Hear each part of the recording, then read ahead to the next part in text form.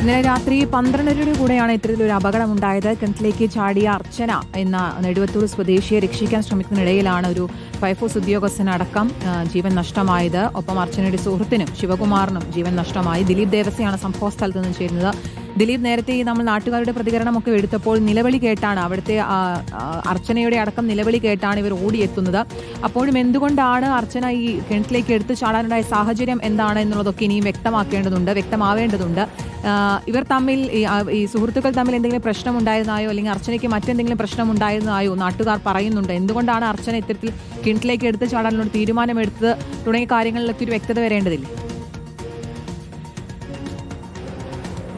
തീർച്ചയായിട്ടും. ഇപ്പോൾ ശ്രുതി മറ്റൊരു കാര്യം ലഭ്യമായിരിക്കുന്നത്, കൊടുങ്ങല്ലൂർ സ്വദേശിയാണ് ശിവകുമാർ എന്നുള്ള കാര്യങ്ങളാണ് വന്നിരിക്കുന്നത്. ആ ശിവകുമാർ ഇവിടെ കുറച്ച് കാലങ്ങളായിട്ട് ഈ അർച്ചനയോടൊപ്പം താമസിച്ച് വരികയായിരുന്നു. ഇന്നലെ എന്താണ് ഈ ഇതിലേക്ക് കലാശിച്ചത് എന്നുള്ള കാര്യത്തിൽ ഒരു വ്യക്തത ഇതുവരെയും വന്നിട്ടില്ല. എന്തായാലും രക്ഷാപ്രവർത്തനത്തിന് നാട്ടുകാരെല്ലാവരും ഉണ്ടായിരുന്നു എന്നുള്ള. ചേട്ടൻ ഇന്നലെ ഇവിടെ രക്ഷാപ്രവർത്തനത്തിനുണ്ടായിരുന്നു. ഇതെല്ലാം കഴിഞ്ഞതിന് ശേഷം എന്താ സംഭവിച്ചത് ഒന്നും അറിയത്തില്ല. നിലവിളി കേട്ടോണ്ട് ഞങ്ങൾ കൂടി വന്നതാണ്. വീട്ടുകാരുടെ വീട്ടുകാരാണ്. കൂടെ വന്ന് വേറെ പെൺകൊച്ചുണ്ടായിരുന്നു. നിലവിളി കേട്ടോണ്ട് ആർക്ക് താമസം? അവർ 2 പിള്ളേരും 3 പിള്ളേരും ഉള്ളേ ഉള്ളൂ.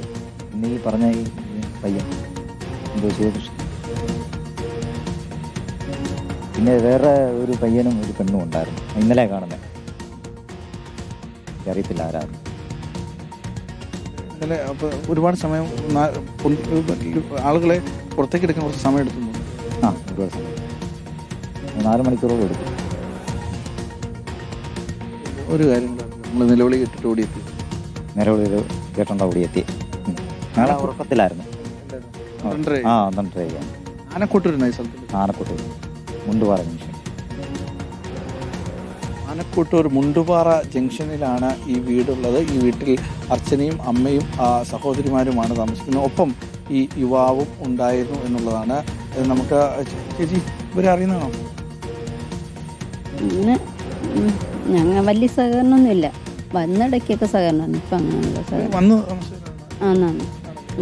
ആൾക്കാർ എനിക്കത് കൃത്യമായിട്ട് അറിയത്തില്ല. അവരുടെ അമ്മ അതിനകത്തുണ്ട്. കൊച്ചുങ്ങളെന്താ ജോലിക്ക് പോകുന്നു? എന്തോ ജോലിക്ക് പോകുന്നുണ്ട്. രാത്രി ഇവിടെ വെള്ളം കെട്ടിയാണോ? ഇന്നലെ ഒരു കരച്ചിൽ കേട്ടാണ് ഇവരൊക്കെ അവിടേക്ക് എത്തിയത് എന്നുള്ളതാണ്. പിന്നീട് ഈ വീട്ടിലെ അവസ്ഥ പറഞ്ഞല്ലോ, അവർ പുറത്തുനിന്ന് വന്ന് താമസിച്ചവരാണ് എന്നുള്ളത്. അപ്പോൾ ഇവരുടെ സ്വദേശം ഇവിടെ എന്നുള്ള കാര്യത്തിലൊന്നും വ്യക്തത ഇവർക്ക്. ചേട്ടാ, ഇവർ ഏത് നാട്ടുകാർ, ഏത് സ്വദേശം വീട്ടിലുള്ളവരാണ്? പെണ്ണ് വെളിയത്തുള്ള എന്നാ പറയുന്നത്. വേറെ എനിക്ക് അറിയത്തില്ല. ഞങ്ങൾ തമ്മിൽ സഹകരണമൊന്നുമില്ല. ആരോട് സഹകരണമില്ല. ബന്ധുക്കള് വന്നോന്നറിയില്ല. അവരമ്മയുണ്ട് അപ്പുറത്ത് താമസിക്കുന്നത്. ഇത് ഈ പറഞ്ഞ ഈ മരിച്ച പെണ്ണും 3 മക്കളും,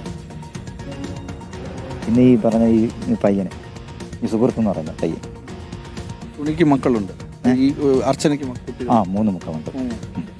ശരി, ഓക്കെ. ദിലീപ്, തിരിച്ചെത്താം. കൊല്ലത്താണ് ഈ ദാരുണമായിട്ടുള്ള സംഭവം ഉണ്ടായത്. യുവതിയെ രക്ഷിക്കാൻ ശ്രമിക്കുന്നതിനിടെയാണ് കിണറിടിഞ്ഞ് 3 പേർക്ക് ദാരുണാന്ത്യം സംഭവിച്ചത്.